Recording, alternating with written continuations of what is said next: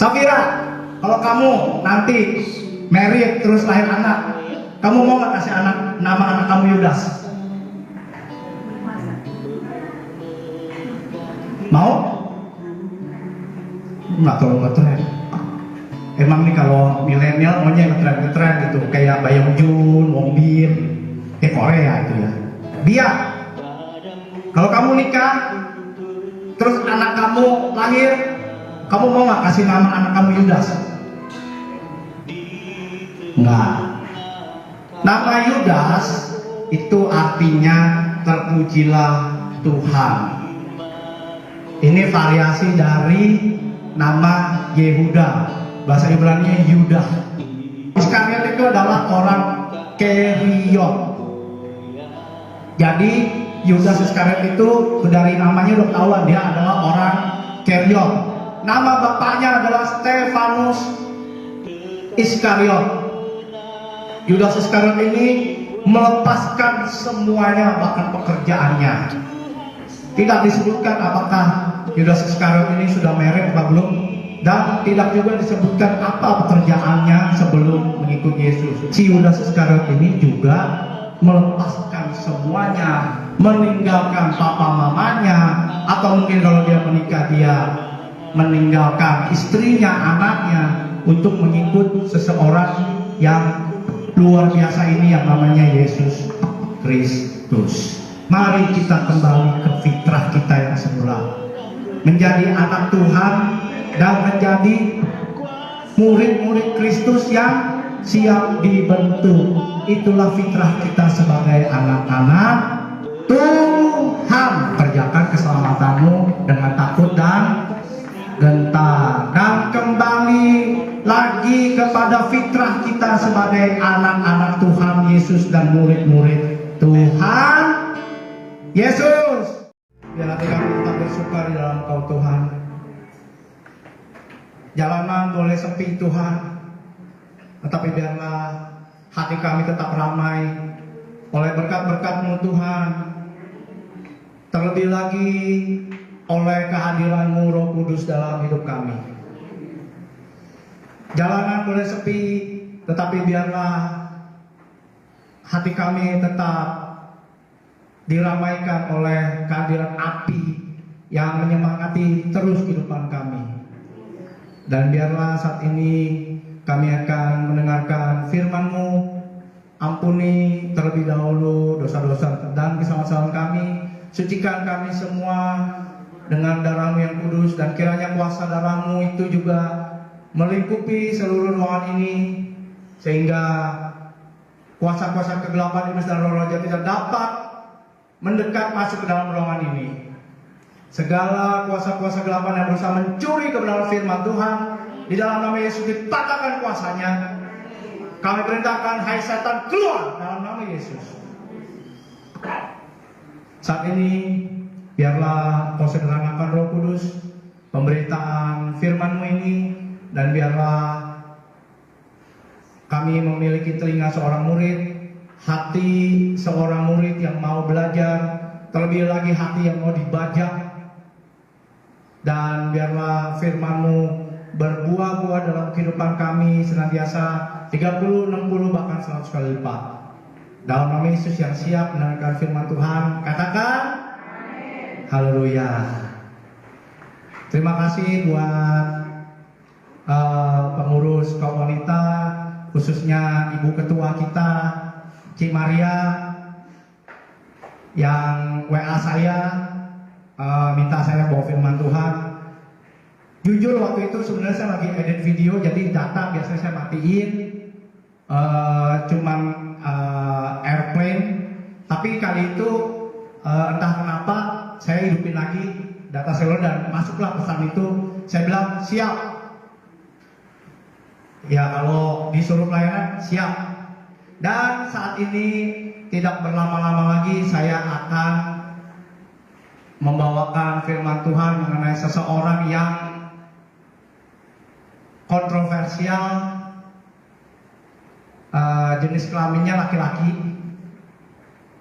Kalau di dewasa muda saya bawakan firman Tuhan mengenai seseorang yang jenis kelaminnya wanita. Kali ini jenis kelaminnya laki-laki.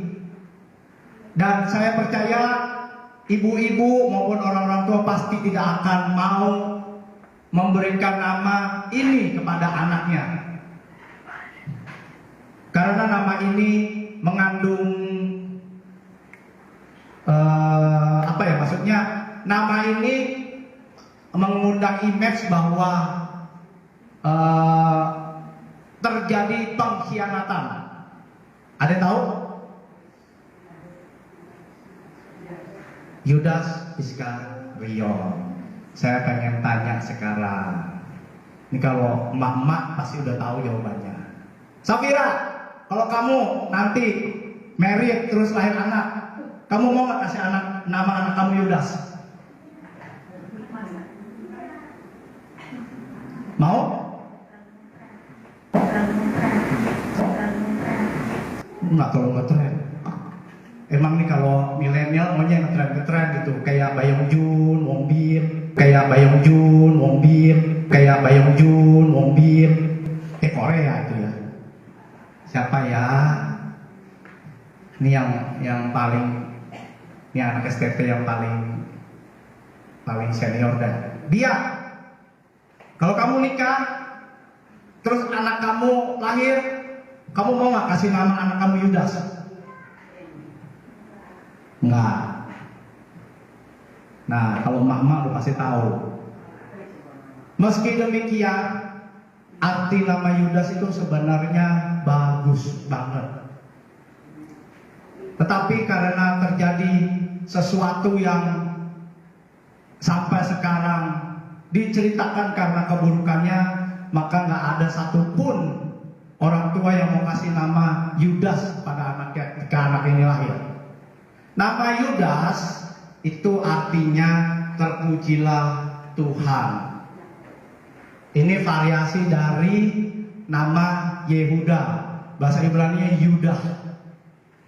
Seperti Hendra dan Hendro, arti namanya sama. Nama saya contohnya Rudy, yang belakangnya Y, itu bahasa Inggris. Arti nama itu artinya serigala yang terhebat, serigala yang terhebat, serigala yang terhebat. Nah, di Brasil nama saya itu Rudolfo. Di Brasil nama saya itu Rudolfo. Di Brasil nama saya itu Rudolfo. Artinya juga sama. Kalau di Jerman namanya Rudolf. Kalau di Jerman namanya Rudolf. Kalau di Jerman namanya Rudolf. Arti namanya sama, kira-kira seperti itu. Jadi Yudas itu variasi dari nama Yuda atau Yehuda. Tapi karena pengkhianatan terjadi, cukup sampai nama Yehuda saja. Artinya benar sama, terpujilah Tuhan. Nah, dalam kebudayaan Yahudi, nama orang biasanya menjelaskan keadaan terjadi atau doa orang tua. Contohnya, siapa yang tahu ada namanya Ikabod? Ikabod artinya telah hilang kemuliaan Allah. Terjadinya kenapa? Tabut perjanjian dirampas oleh orang Filistin, dibawa kabur ke negeri Filistin. Anak itu lahir kasih nama Ikabod, telah hilang kemuliaan Tuhan. Nah, Yudas Iskariot ini sebenarnya namanya bagus. Mungkin orang tuanya mengharapkan anak ini lahir, tumbuh besar, dan sampai dia dewasa, dia terus mengandalkan Tuhan dan terus menjadi seorang pemuji dan penyembah. Nah, Iskariot itu apa? Yudasnya kita tahu. Iskariot itu adalah orang Keriot. Iskariot itu adalah orang Keriot. Iskariot itu adalah orang Keriot. Jadi Yudas Iskariot itu dari namanya udah tahu dia adalah orang Keriot. Nama bapaknya adalah Stefanus Iskariot. Nama bapaknya adalah Stefanus Iskariot. Nama bapaknya adalah Stefanus Iskariot. Nah, nama Yudas ini dahulu ada beberapa pakai nama Yudas. Bahkan adiknya Tuhan Yesus secara manusia juga namanya Yudas. Konon kabarnya adiknya Tuhan Yesus secara manusia juga namanya Yudas. Konon kabarnya adiknya Tuhan Yesus secara manusia juga namanya Yudas. Jadi nama ini bagus gak? Bagus. Cuma karena pengkhianatan itu, jadi sampai sekarang turun-temurun nggak ada yang mau kasih nama anaknya Yudas. Paling banter Yehuda. Nah, kita akan belajar Yudas Iskariot sebenarnya punya kesamaan dengan kita sebagai orang-orang percaya. Yudas Iskariot bahkan menjadi salah seorang dari ke-12 rasul yang diutus untuk mengusir setan dan menyembuhkan orang-orang sakit saat itu. Nah, tapi sayangnya Yudas Iskariot memulai dalam roh namun mengakhiri dalam daging. Yudas Iskariot memulai dalam roh namun mengakhiri dalam daging. Yudas Iskariot memulai dalam roh namun mengakhiri dalam daging. Yudas Iskariot ini melepaskan semuanya, bahkan pekerjaannya. Tidak disebutkan apakah Yudas Iskariot ini sudah married atau belum, dan tidak juga disebutkan apa pekerjaannya sebelum mengikut Yesus. Tapi yang pasti saat itu seorang yang mau mengikut rabi. Ini kan zamannya perjanjian baru, ini sebenarnya transisi perjanjian lama ke perjanjian baru. Jadi ini masih pakai hukum Taurat. Yesus ini belum disalib, berarti hukumnya masih pakai hukum Taurat. Nah, Yudas Iskariot ini melepaskan semuanya. Nah, contohnya adalah Elisa. Siapa yang tahu Elisa? Murid daripada Elia. Elisa melepaskan semuanya untuk mengikut Nabi Elia. Nah, sama si Yudas Iskariot ini juga melepaskan semuanya, meninggalkan papa mamanya, atau mungkin kalau dia menikah dia meninggalkan istrinya, anaknya untuk mengikut seseorang yang luar biasa ini yang namanya Yesus Kristus. Nah, kita akan belajar yang pertama, apa kesamaan Yudas Iskariot dengan kita sebagai orang-orang percaya. Yudas Iskariot dan kita sama-sama orang pilihan Tuhan. Kita buka dari Lukas 6. Lukas ada di perjanjian kirain kejebak. Lukas itu di perjanjian baru. Lukas 6 ayat 12 sampai 16. Ini bercerita mengenai Yesus memanggil ke-12 rasul. Ini bukan murid tuh ya, rasul. Murid Tuhan Yesus itu bukan cuma 12. Bukan cuma 12. Jadi kita luruskan di sini, muridnya Yesus sebenarnya bukan 12. Banyak.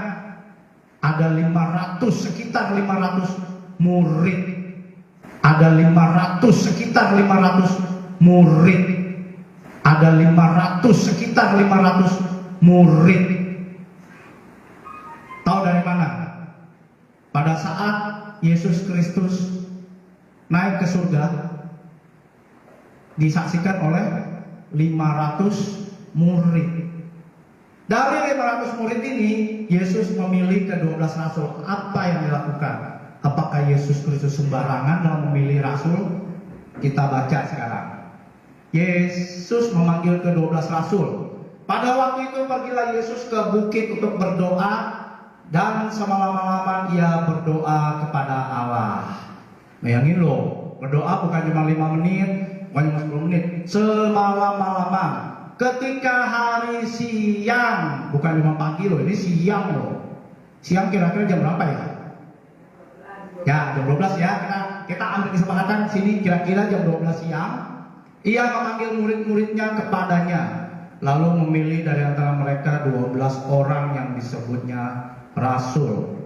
Nah, sebut sini Simon yang juga diberinya nama Petrus, dan Andreas saudara Simon, Yakobus dan Yohanes, Filipus dan Bartolomeus, Matius dan Thomas, Yakobus anak Alfeus, dan Simon yang disebut orang Zelot. Nah, sini nih. Yudas anak Yakobus dan Yudas Iskariot yang kemudian menjadi pengkhianat. Dari 500 muridnya, Yesus memilih 12 rasul lewat doa semalam-malaman. Jadi Yesus salah pilih nggak? Enggak salah pilih. Kita lihat di sini, ada yang menarik di sini. Kita lihat ayat 16 yang terakhir. Dan Yudas Iskariot yang kemudian. Jadi sebenarnya tidak ada niat Yudas Iskariot sama sekali untuk menjadi pengkhianat. Awalnya Yudas Iskariot ini punya reputasi bagus. Bahkan siapa yang tahu Yudas Iskariot jadi apa? Kira-kira Tante Meswi mau pilih bendahara, pilihnya sembarangan nggak? Pasti lihat dong track recordnya, dia pernah nyolong nggak? Terus keuangannya bagaimana? Pasti kan? Sama. Ayo, sekarang ada pertanyaan. Tuhan Yesus kaya apa miskin? Saat dia manusia ya, bukan Tuhan lo ya. Kalau kita Tuhan segala Tuhan, pasti dia punya alam semesta, pasti kaya. Waktu dia jadi manusia, dia kaya apa miskin? Siapa yang bilang miskin? Siapa yang bilang miskin? Siapa yang bilang dia kaya? Jawabannya adalah Tuhan Yesus kaya. Jawabannya adalah Tuhan Yesus kaya. Jawabannya adalah Tuhan Yesus kaya. Kita buktiin. Yesus waktu umur berapa baru orang Majus itu datang? Waktu Herodes memerintahkan bantai anak-anak. Umur berapa? 2 tahun. Oke. Ngapain selama dia 2 tahun? Pindahin harta dari orang-orang Majus. Orang Majus persembahkan apa? Emas, kemenyan, dan mur. Tante Saning, kira-kira orang Majus ini kasih emas 24 karat apa di bawahnya? Buat Tuhan Yesus. Kalau perlu logam mulia ya. Iya. Logam mulia mahal nggak? Sekarang 1 gram berapa? Emas, ada yang tahu? 1 jutaan. Bayangin loh. Ini orang Majus ngasih emas, kemenyan, mur. Nah, konon menurut sejarah Israel, sejarah Israel, bapaknya Tuhan Yesus jadi manusia siapa namanya? Yusuf ini orang saleh. Dan tradisi Yahudi, orang saleh Yahudi itu kalau meninggal dia kasih warisan ke anaknya. Jadi Tuhan Yesus terima warisan nggak saat dia jadi manusia? Warisannya nggak main-main loh. Siapa yang tahu Yusuf kerjanya apa? Tukang kayu, benar tukang kayu apa dia pengusaha kayu?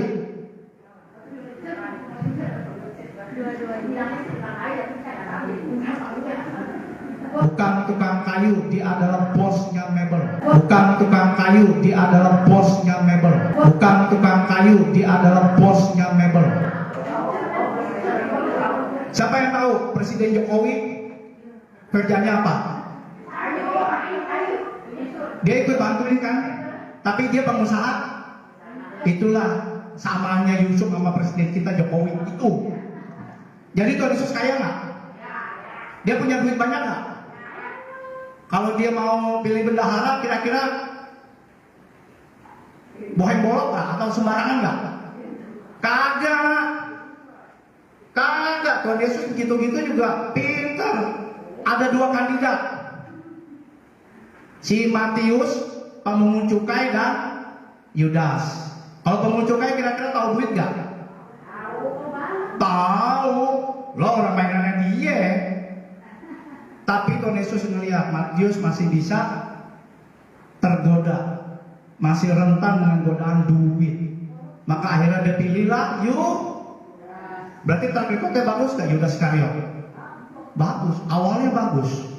Tapi kenapa akhirnya dia jual Tuhan Yesus dan berakhir dengan mengenaskan? Siapa yang tahu Yudas berakhirnya ngapain? Gantung diri, gantung diri, gantung diri. bukan di pohon toge, tapi di tanah yang namanya Hakaldama atau tanah darah, dibeli dengan harga 30 keping perak. Hakaldama atau tanah darah dibeli dengan harga 30 keping perak. Hakaldama atau tanah darah dibeli dengan harga 30 keping perak. Baca di Kisah Para Rasul 1 ayat ke-12 sampai seterusnya atau sampai terakhirnya. Nah, pelajaran apa di sini? Kita sama-sama orang pilihan, tapi kita pun bisa punya potensi untuk berakhir sama atau setidaknya berakhir dalam daging. Bisa. Yudas Iskariot manusia bukan? Manusia. Bayangin loh, gurunya langsung ke Yesus. Sempurna nggak? Pendetanya langsung ke Yesus, sempurna nggak? Wih, idaman banget. Saya mau tuh kalau hidup zaman rasul-rasul. Wih, bangga loh. Jalan sama-sama Tuhan Yesus. Tapi lihat, punya pemimpin yang sempurna Tuhan Yesus gak menjamin Yudas Iskariot berakhir di surga. Punya pemimpin yang sempurna Tuhan Yesus gak menjamin Yudas Iskariot berakhir di surga. Punya pemimpin yang sempurna Tuhan Yesus gak menjamin Yudas Iskariot berakhir di surga. Kita ambil kesimpulannya ya. Kalau orang gantung diri mati masuk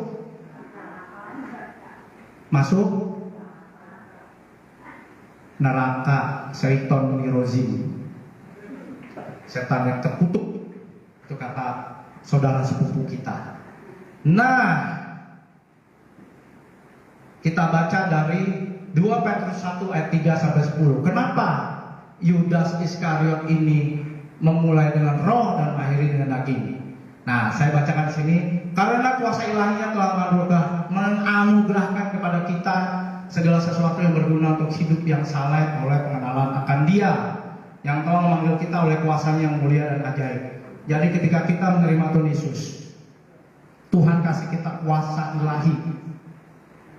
Nah, itu kuasa ilahi itu merupakan anugerah yang memampukan kita untuk hidup saleh oleh pengenalan akan Yesus Kristus yang telah memanggil kita oleh kuasa yang ajaib. Nah, dengan jalan itu yang telah menganugerahkan pada kita janji-janji yang berharga dan yang sangat besar, supaya olehnya kamu boleh mengambil bagian dalam kodrat ilahi dan luput dari hawa nafsu duniawi yang membinasakan dunia. Tapi jangan puas ini, jangan mentang-mentang udah dikasih karunia kita seenak dewe, kalau menjawab sakar-karpe. Justru karena itu kamu harus dengan sungguh-sungguh berusaha untuk menambahkan pada imanmu kebajikan, pada kebajikan pengetahuan, pada pengetahuan penguasaan diri, pada penguasaan diri ketekunan, dan kepada ketekunan salehan, dan pada kesalehan kasih ke saudara-saudara, dan kepada kasih akan saudara-saudara, kasihkan semua orang. Jadi ini perlu. Jadi masih ada penguasaan diri, ketekunan yang tadi. Nah, kenapa? Sebab apabila semuanya itu ada padamu yang tadi itu, ada kebajikan, ada pengetahuan, ada ketekunan, ada salehan, ada kasih. Nah, dengan berlimpah-limpah kamu akan dibuat jadi giat dan berhasil dalam pengenalanmu akan Yesus Kristus. Tetapi barang siapa tidak memiliki semuanya itu, contohnya Yudas Iskariot ini, ia menjadi buta dan picik karena ia lupa bahwa dosa-dosanya yang dahulu telah dihapuskan. Nah, Yudas Iskariot cuma sampai taraf dia puas menjadi orang pilihan. Yudas Iskariot cuma sampai taraf dia puas menjadi orang pilihan. Yudas Iskariot cuma sampai taraf dia puas menjadi orang pilihan. Padahal firman Tuhan juga katakan, kerjakan keselamatanmu dengan takut dan gentar. Kerjakan keselamatanmu dengan takut dan gentar. Kerjakan keselamatanmu dengan takut dan gentar. Karena itu saudara-saudaraku, berusaha sungguh-sungguh supaya panggilan dan pilihanmu makin teguh. Sebab jika kamu melakukannya, kamu tidak akan pernah tersandung. Jadi selaras juga dengan perkataan Rasul Paulus apa? Kerjakanlah keselamatanmu dengan takut dan gentar. Jangan puas menjadi orang pilihan. Jangan puas menjadi orang pilihan. Jangan puas menjadi orang pilihan. Siapa sini yang percaya kita ada orang pilihan? Sekarang saya tanya, Cindy, di keluarga kamu, selain kamu, siapa lagi yang udah pelayanan di gereja? Adek. Tapi yang masuk sekolah kita cuma kamu doang kan? Berarti kamu orang pilihan. Itu gampang sekali. Adia, di keluarga kamu siapa yang udah pelayanan di gereja? Selain kamu? Kakak. Yang masuk sekolah kita cuma kamu doang. Kamu orang pilihan. Safira, siapa yang udah pelayanan di keluarga kamu selain kamu? Pelayanan gereja maksudnya. Belum ada. Wah, ini benar orang pilihan. Udah pelayanan cuma sendiri, masuk ke Alkitab lagi.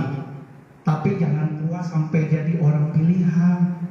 Kerjakan keselamatanmu dengan takut dan gentar. Kalau enggak, akhirnya seperti Yudas Iskariot. Sama-sama orang pilihan, tapi bedanya apa? Yudas cukup puas. Dia nggak kerjakan. Akhirnya berakhir dalam daging alias kematian. Yang kedua, kita dan Yudas Iskariot sama-sama orang kepercayaan Tuhan. Yudas Iskariot tadi jadi apa? Bendahara. Bendahara kira-kira kepercayaan nggak? Iya. Nggak semua kan bisa jadi bendahara. Kalau bendaharanya semua jadi bendahara, repot. Tak kalau duitnya hilang, yang mau tanggung jawab siapa? Ya ada kan? Nah, karena apa? Awalnya track recordnya bagus. Nah, tapi di tengah jalan Yudas Iskariot dikatakan dia mencuri uang kas bagi dirinya sendiri. Dia mencuri uang kas bagi dirinya sendiri. Dia mencuri uang kas bagi dirinya sendiri. Buka Yohanes 12 ayat 6. Safira tolong baca. Yohanes 12 ayat 6. Awalnya bagus loh Yudas Iskariot. Tengah-tengah jalan dia begini. Bukan tengah sih, udah mau terakhir ini. Yohanes 12 ayat 6. Hal itu dikatakannya bukan karena ia memperhatikan nasib orang-orang miskin, melainkan karena ia adalah seorang pencuri. Ia sering mengambil uang yang disimpan dalam kas yang dipegangnya. Ya, thank you, silakan dulu. Ini ceritanya ada perempuan kucuk datang kepada Tuhan Yesus dan ke-12 murid. Pas Yesus lagi sama 12 murid lagi ciak bokeng, lagi makan malam, makan enak. Tiba-tiba perempuan itu datang bawa apa? Minyak narwastu, langsung dipecahin buli-buli, langsung dituang ke kepala. Ada versi lain kaki, benar. Tapi di sini versinya kepala. Bayangin. Terus Yudas Iskariot ini yang bilang, ngapain sih pemborosan? Kan minyak narwastu bisa dijual berapa? 300 dinar atau lebih. Tahu 300 dinar setara dengan rupiah itu berapa? 300 dinar itu setara dengan 55.000 US dollar. 55.000 dolar Amerika Serikat.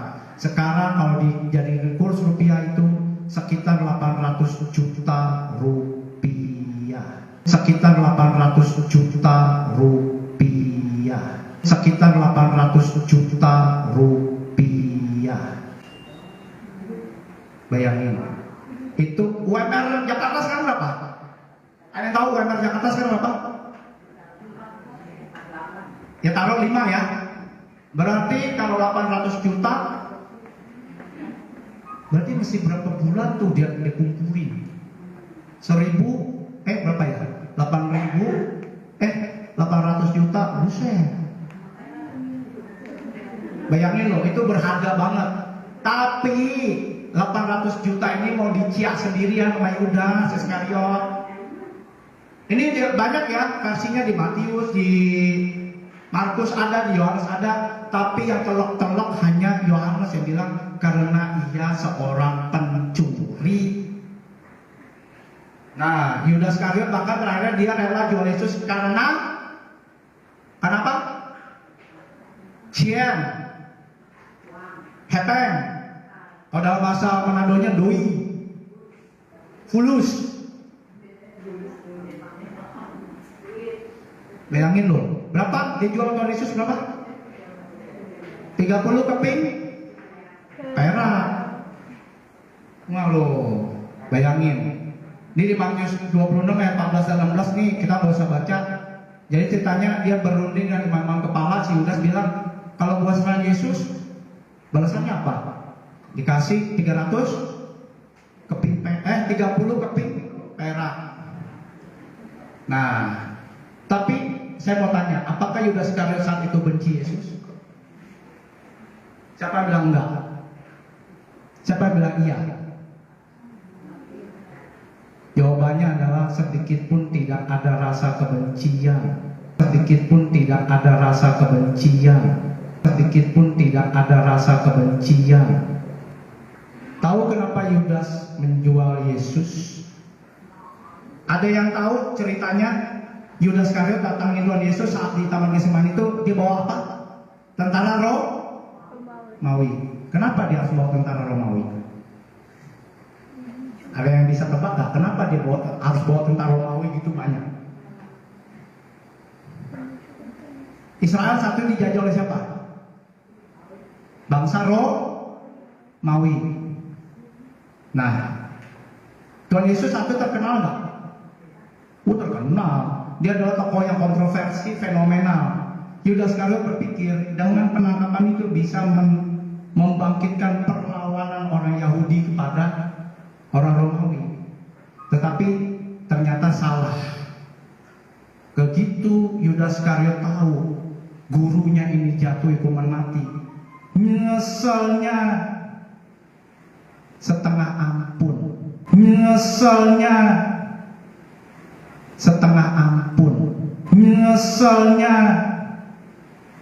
setengah ampun. Kalau kata cita-cita sakitnya tuh di sini. Nyesel. Dia nggak nyangka kalau Tuhan Yesus tiba-tiba hukum mati. Dia cuma berpikir paling ditangkap, bangkitlah pemberontakan. Tapi ternyata Tuhan Yesus dijatuhi hukuman mati. Dan itulah yang menyebabkan dia lempar itu 30 keping perak ke dalam bait suci. Dia memang cinta uang, tapi dia nggak pernah ada satu titik pun dia benci Tuhan Yesus. Dia memang cinta uang, tapi dia nggak pernah ada satu titik pun dia benci Tuhan Yesus. Dia memang cinta uang, tapi dia nggak pernah ada satu titik pun dia benci Tuhan Yesus. Dia pengikut Tuhan Yesus, dia rela lepaskan segala-galanya. Pelajaran apa? Yudas Iskariot gagal dalam ujian-ujian. Yudas Iskariot gagal dalam ujian-ujian. Yudas Iskariot gagal dalam ujian-ujian. Ujian apa? Satu, ujian kepercayaan. Buktinya dia dia nyolong alias nyipet. Ditilep tuh duit Tuhan Yesus. Ingat ya, Tuhan Yesus itu bukan orang miskin loh. Tuhan Yesus itu kaya. Duitnya banyak. Mau dicolong berkali-kali pun Tuhan Yesus nggak pernah tuh rugi. Mau dicolong berkali-kali pun Tuhan Yesus nggak pernah tuh rugi. Mau dicolong berkali-kali pun Tuhan Yesus nggak pernah tuh rugi. Karena hartanya banyak. Saya mau tanya, Tuhan Yesus punya rumah nggak? Tuhan Yesus punya rumah nggak? Siapa yang bilang punya? Siapa yang bilang enggak? Memang ada ayatnya anak manusia tidak punya tempat untuk meletakkan kepala. Itu bukan berarti dia nggak punya rumah. Itu figuratif atau untuk perumpamaan bahwa ikut Tuhan Yesus itu nggak nyaman bagi daging kita itu. Tapi bukan berarti Tuhan Yesus nggak punya rumah. Ada yang tahu Tuhan Yesus mulai pelayanannya di daerah mana? Awal setelah dia dicobai iblis 40 hari 40 dia puasa 40 hari 40 coba iblis dan akhirnya dia menang. Dia mulai pelayanan di daerah mana?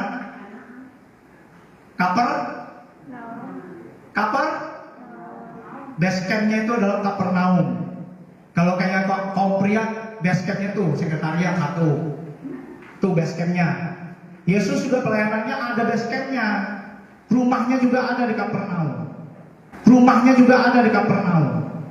Rumahnya juga ada di Kapernaum. Nah, lihat Yudas yang dipercaya sama Tuhan Yesus, tapi dia gagal.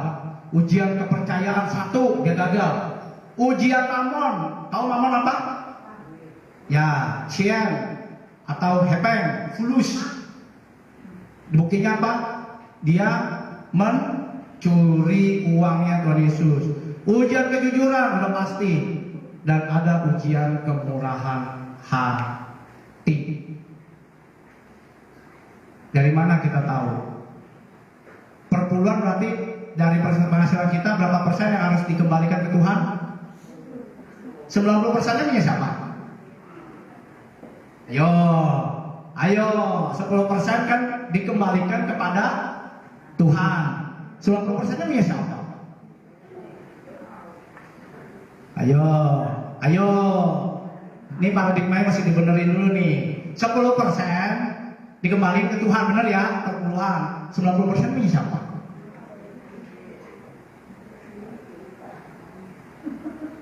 Ingat ya, dengan telanjang aku lahir, dengan telanjang juga aku pulang. Berarti kita nggak punya sama sekali. 90%-nya itu seluruhnya juga punya Tuhan. Kita cuma dipercaya menjadi bendahara-bendaharanya Tuhan. Ada manajer-manajer mengelola apa yang Tuhan berikan. Jadi diberkati untuk menjadi berkat. Diberkati untuk menjadi berkat. Diberkati untuk menjadi berkat.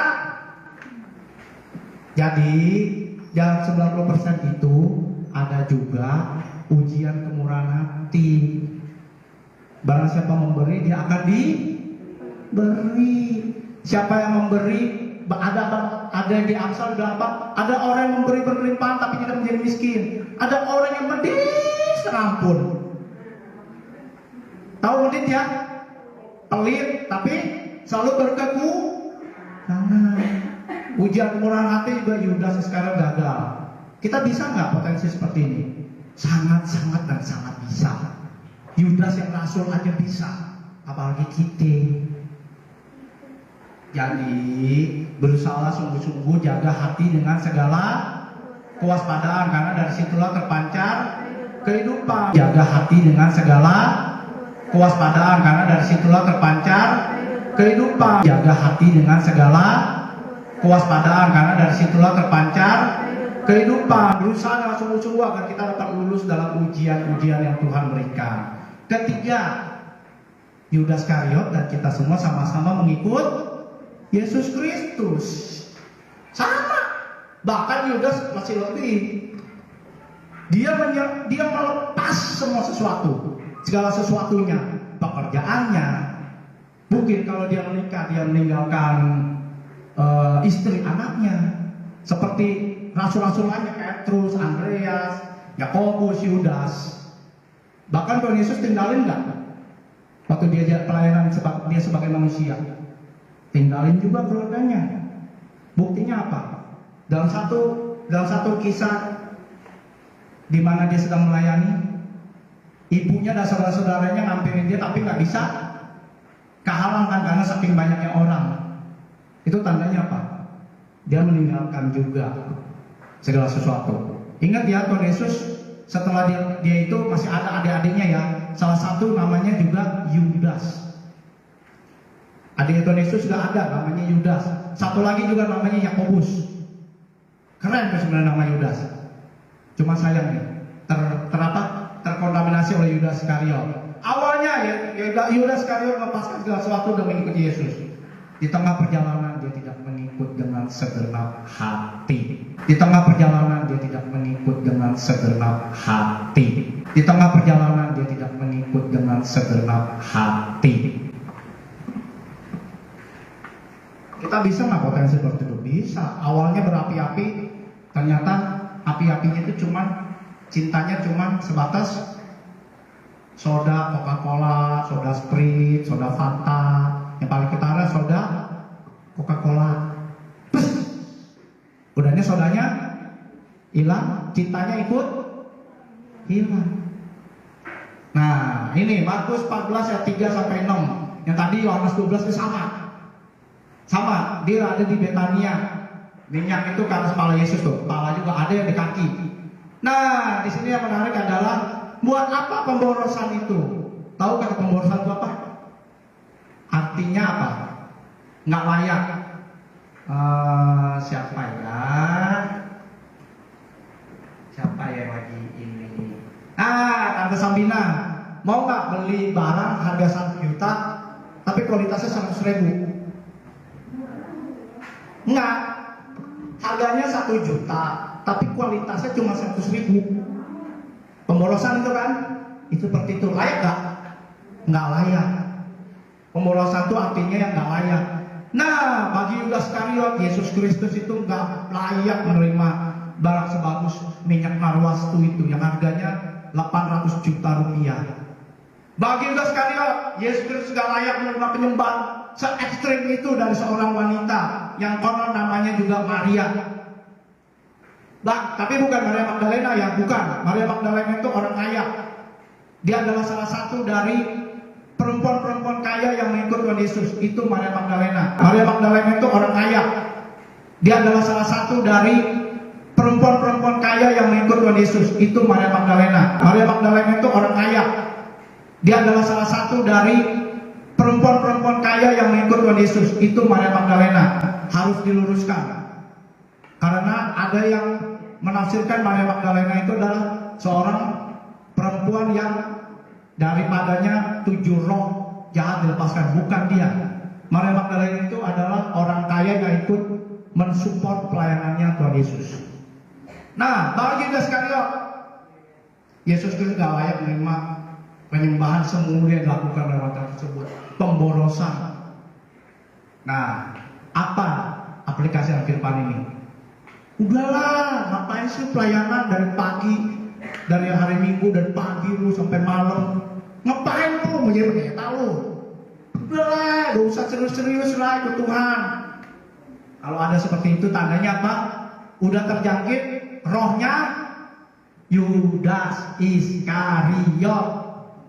Yudas Iskariot. Yudas Iskariot. Tapi bagi wanita ini, Yesus itu begitu penting. Begitu penting. Bahkan minyak narwastu yang mestinya dipecahkan di hari pernikahannya, akhirnya dipecahkan saat Yesus Kristus lagi makan, dituang langsung ke kepalanya. Itu tandanya apa? Wanita ini sedang berkata, Yesus engkau raja atas kehidupanku. Tradisi Yahudi itu kalau mau mengurapi seseorang jadi raja, dia tuang kan. Daud contohnya, Saul dituangin apa? Minyak. Itu. Lagi wanita ini, Yesus itu adalah raja dan Tuhan atas hidupnya. Jadi kalau ada orang bilang, lu ngapain sih, lu fanatik amat sih? Hati-hati. Hati-hati, kita juga bisa seperti itu loh. Kita juga bisa seperti itu loh. Ini kan kelasnya Rasul yang ngomong seperti itu. Kita juga potensinya sama. Jadi ketahuan kalau orang seperti itu kita bilang, ih lu fanatik amat sih lu. Ih gereja lu fanatik amat. Dia sedang terjangkit rohnya Yudas Iskariot. Pemborosan, gak layak. Nah, ada cerita menarik lagi. Siapa yang tahu? Siapa yang tahu? Waktu setelah makan malam Tuhan Yesus bilang apa? Ada salah seorang di antara kalian yang akan menyerahkan aku. Terus ke-11 murid ini ngomong apa? Bukan aku ya Tuhan, bukan aku ya Tuhan. Yang menarik adalah Yudas Iskariot ngomong apa? Bukan aku ya Rabi. Tahu kata Rabi artinya apa? Guru. Jadi bagi Yudas Iskariot itu, Yesus tuh gak lebih dari sekedar guru yang kalau dia lagi kesusahan bisa diminta nasihat, yang ngajar. Guru itu apa? Ngajar, salah satu ya, ngajar. Terus bahkan Yesus Kristus itu hanya dijadikan bisnis oleh Yudas Iskariot, yang selama dia masih bisa kasih cuan, selama duitnya masih saya curi, gue ikut. Kita bisa nggak jadi seperti ini? Bisa. Yudas Iskariot rasul kan? Bisa nggak? Bisa. Pertanyaannya, siapakah Tuhan di hidup kita? Siapakah Tuhan di hidup ibu-ibu? Apakah Yesus Kristus? Ataukah Mammon? Siapa Yesus di hidup ibu-ibu? Siapa Yesus di hidup kita semua? Apakah dia satu-satunya Tuhan? Atau dia cuma salah satu Tuhan? Yudas Iskariot berakhir mati mengenaskan karena dia tidak pernah sekalipun mengaku Yesus Kristus adalah Tuhan. Dia hanya mengaku Yesus Kristus adalah Rabi. Dia hanya mengaku Yesus Kristus adalah Rabi. Dia hanya mengaku Yesus Kristus adalah Rabi. Itu yang menyebabkan dia binasa. Jadi yang pertama apa tadi? Sama-sama orang pilihan Tuhan. Yudas dan kita sama-sama pilihan Tuhan. Yudas bisa jatuh, kita punya potensi jatuh nggak? Bisa, makanya kita harus sungguh-sungguh mengerjakan keselamatan dengan takut dan gentar. Sama-sama orang percaya Tuhan yang kedua. Jadi Yudas aja yang orang kepercayaan bisa jatuh. Kita orang percaya nggak? Percaya. Tuhan kasih kita apa? Siapa yang masih ingat perumpamaan 3 orang kasih talenta? Yang satu orang talenta 5, yang satu lah, yang orang kedua dikasih 2, yang ketiga dikasih, yang 5 dijadiin 10, yang 2 dijadiin 4, yang satu dikubur. Datanglah tuannya, hai hambaku yang baik dan setia. Nah, masuklah dalam kebahagiaan tuanmu. Yang satu talenta dibilang apa? Hai kamu hamba yang jahat dan apa? Males. Nah lo, coba kalau kita gituin. Lu udah jahat, males lagi, sakit hati nggak tuh? Sakit hati. Ya emang kelakuan lu. Kalau saya mau bilang, tuh Tuhan kasih kita kepercayaan loh. Tuhan kasih kita waktu. Siapa sih yang waktunya 1 kali 25 jam? Nggak ada ya. Sama-sama 1 kali 24 jam. Tuh, siapa waktu yang untuk melayani Tuhan, talenta, apalagi kesempatan. Tuhan kasih percayaan pada kita loh. Kita bisa nggak mencurinya itu? Bisa. Mencuri waktu bisa. Yang tadinya talenta yang mestinya buat melayani Tuhan pakai buat melayani diri sendiri bisa. Jadi kalau Yudas aja jatuh, Yudas sekali jatuh, kita bisa jatuh nggak? Bisa. Yang ketiga tadi apa? Sama-sama ngikut Tuhan Yesus. Kalau Yudas aja tengah jalan di akhirnya nggak sungguh-sungguh, akhirnya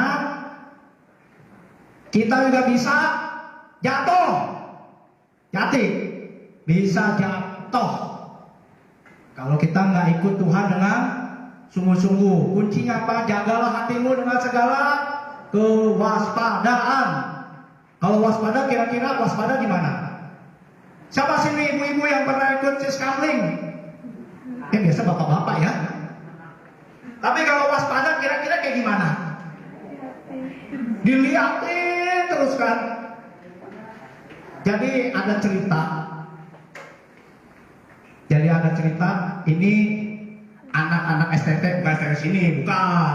Jadi waktu itu acara makan.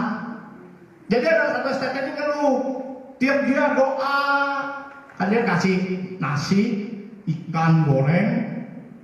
Waktu dia tiap kali dia doa, pas dia melek cuma nasinya doang, ikannya udah raib. Aduh, katanya istri. Aduh, rugi nih gue katanya. Akhirnya apa yang terjadi? Dia berdoa, dapat ikan lagi. Dia doa. Satu mata tutup, satu mata buka, dia begini. Tiba-tiba ada yang mau ini langsung. Nah, ketahuan lo pencurinya ya. Lu ngapain lo? Gua lagi doa lu ya. Ikan gua belum ambil. Itulah yang namanya kewaspadaan. Waspada. Dia kalau yang ketawa biasanya pernah kejadian nih ya. Kayaknya nih pernah kejadian. Saya juga pernah kayak gitu. Saya juga pernah. Nah, yang terakhir, saya mau tanya, Tante Laiwa, Papa, Tante Laiwa, kalau jadi Yudas Iskariot beruntung nggak? Punya pemimpinnya langsung Tuhan Yesus. Beruntung ya? Sempurna banget ya? Pria yang paling sempurna itu Tuhan Yesus. Tapi yang punya hati lembut, yang lembut dan sempurna, Tuhan Yesus juga. Nah, tapi Yudas Iskariot yang punya pemimpin sempurna, sesempurna Tuhan Yesus, idaman ya.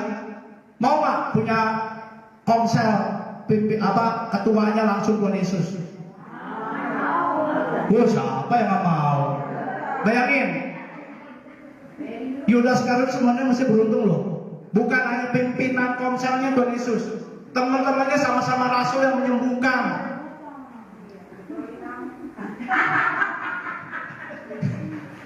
Tapi lihat, punya komsel sempurna itu, nggak jamin kan Yudas akhir mengakhiri hidup dengan baik.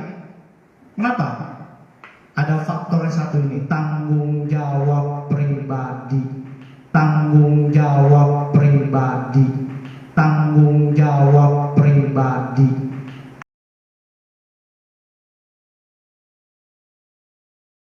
Kisah Yudas Iskariot ini berbanding terbalik dengan kisahnya Samuel. Tahu ya Samuel ya? Samuel anaknya Hana. Bapaknya namanya Elkana. Samuel waktu diserahkan ke bait Allah, keadaan di dalam bait Allah itu bobroknya setengah ampun. Mungkin saya nggak tahu pernah terjadi nggak ya? Mungkin sering terjadi. Tapi ini telok-telok loh. Anak-anak Imam Eli siapa namanya? Hofni dan Pinehas berzina di bait Allah. Berzina di bait Allah. Berzina di bait Allah. Lihat di Alkitab. Bayangin loh, bahwa cewek gak benar berzina dalam bait Allah. Bobrok gak tuh? Sebobrok itu keadaan di bait Allah. Imam Eli bukan seorang pemimpin yang benar. Dia mengambil keuntungan dari persembahan umat Israel. Dia mengambil keuntungan dari persembahan umat Israel. Dia mengambil keuntungan dari persembahan umat Israel. Bayangin, Samuel kalau mau jatuh bisa nggak? Wah, sangat bisa. Tapi lihat, Samuel akhirnya jadi nabi. Bahkan dialah yang mengurapi dua raja Israel. Siapa? Saul dan Daud.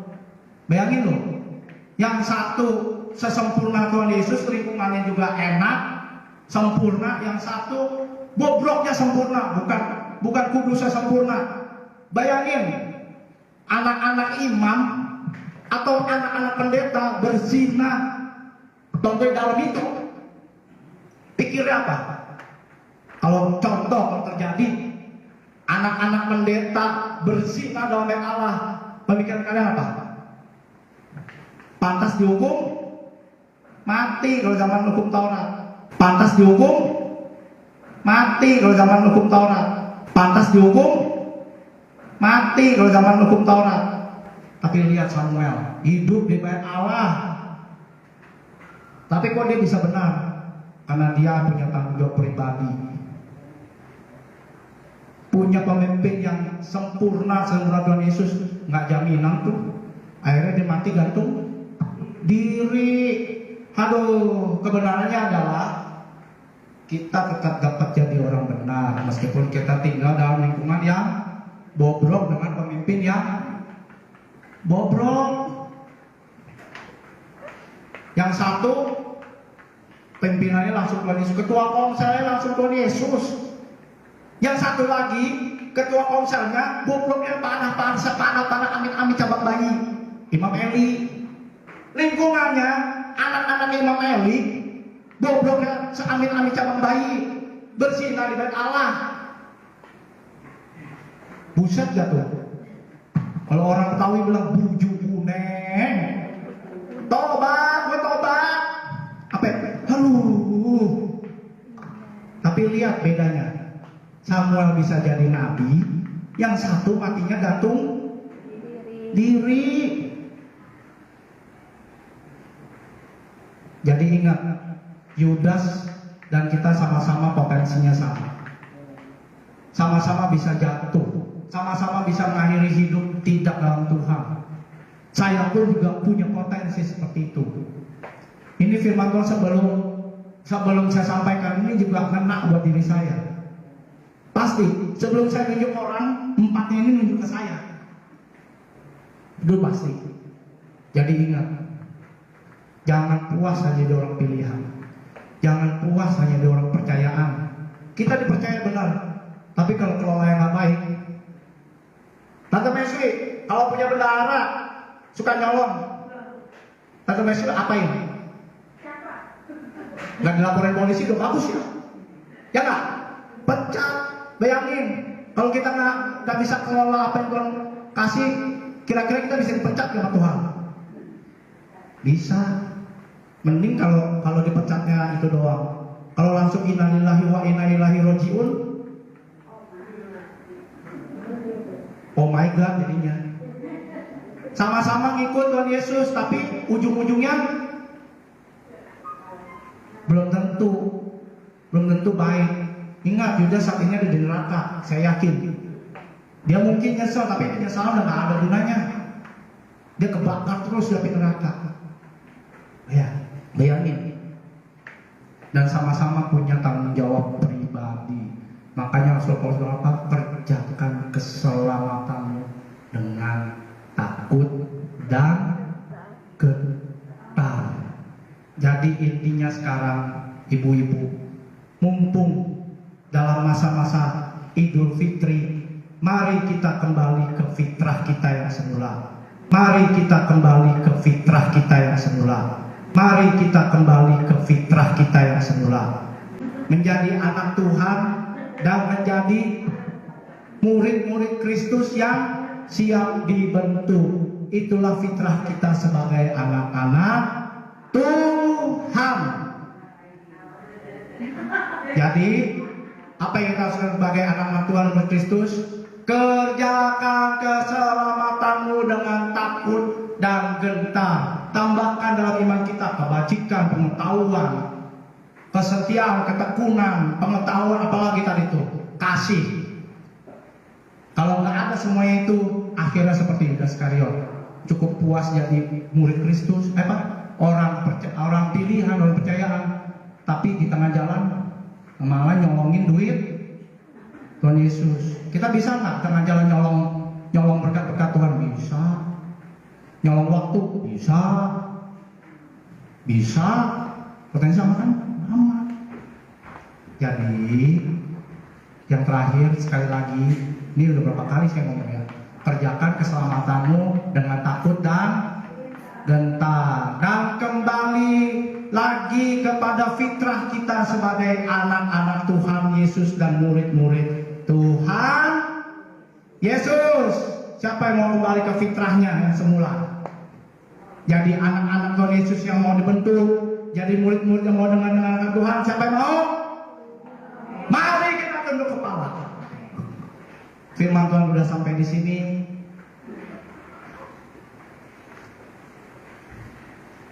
Tuhan Yesus Kristus, kami mau belajar Tuhan. Kami pun punya potensi yang sama dengan Yudas Iskariot. Kami sama-sama orang pilihan, kami sama-sama orang kepercayaan-Mu Tuhan. Tetapi kami mau menjaga hati segala kewaspadaan. Karena kami nggak mau berakhir seperti Yudas Iskariot di dalam neraka. Kami mau didapati sebagai hamba-hamba yang setia, di mana Engkau suatu saat berkata, "Hai hambaku yang baik dan setia, masuklah ke dalam kebahagiaan Tuhanmu." Bapa, kami mau belajar Tuhan untuk mengerjakan tanggung jawab pribadi kami Tuhan, yaitu mengerjakan keselamatan kami dengan takut dan gentar. Itulah fitrah kami sebagai anak-anak Tuhan Yesus.